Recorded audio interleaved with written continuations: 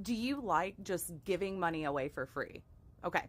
If not, which I think the majority of people, if not all people, don't like to give money away for free, and you're thinking of selling your home, listen to this video, okay?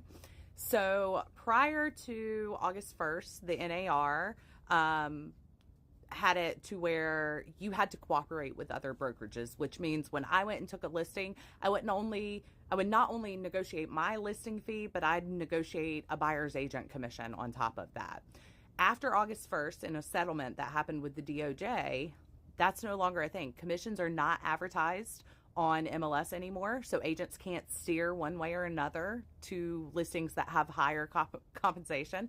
And on top of that, before a house is ever even shown by a buyer's agent, that buyer's agent has to have a form signed stating that the buyer is aware of what that buyer agent fee is and that they are responsible for paying it should the seller decide not to.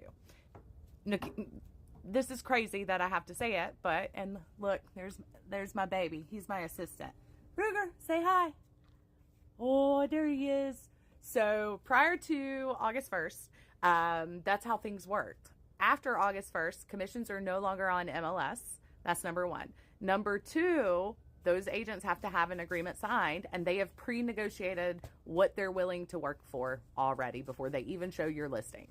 So a lot of agents are like, no, I am going to protect agents, and I'm going to make all my sellers sign a Form 220 at the time we sign the listing documents. And that Form 220, y'all are going to hear some watchdogs in the background. I'm watching out for you. They're watching out for me. Love it. So they're going to make you sign a Form 220 agreeing to some kind of blanket compensation, which to me is weird. Because here's the problem with that.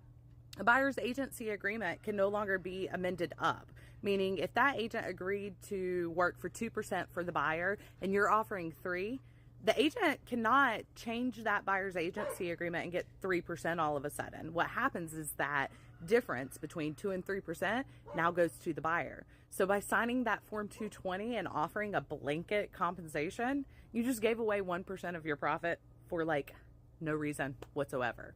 So what I am advocating for, and this is because I work in the best interests of my clients, not the best interests of my profession. Call me crazy, but that's what we are supposed to do. There are actually laws preventing us from doing anything otherwise. So if you're an agent coming for me in the comments, please do. I love constructive conversation, and maybe you'll teach me a thing or two, and I'll get to say I was wrong and you were right. Not above doing that. But if you're a buyer or a seller, make sure you know what you're signing and agreeing to and how it affects you. If you're a seller, make sure you're not agreeing to this blanket compensation all over the place. Make sure that you're getting that Form 220 here in North Carolina when the offer is submitted. Don't just agree to agree. Now, be open to compensating a buyer's agent. They are an integral part of making sure that a transaction goes to closing as smoothly as possible. I love buyer's agents. I advocate for them. I am one myself. I'm just saying you want a competent one on the other side. A competent one will be able to handle this and navigate this no problem. My name is Alexis Hughes, North Carolina, South Carolina realtor in the greater Charlotte market. Be sure to like, subscribe, share, do all the things in order to get more tips, tricks, and all things real estate. Thank you.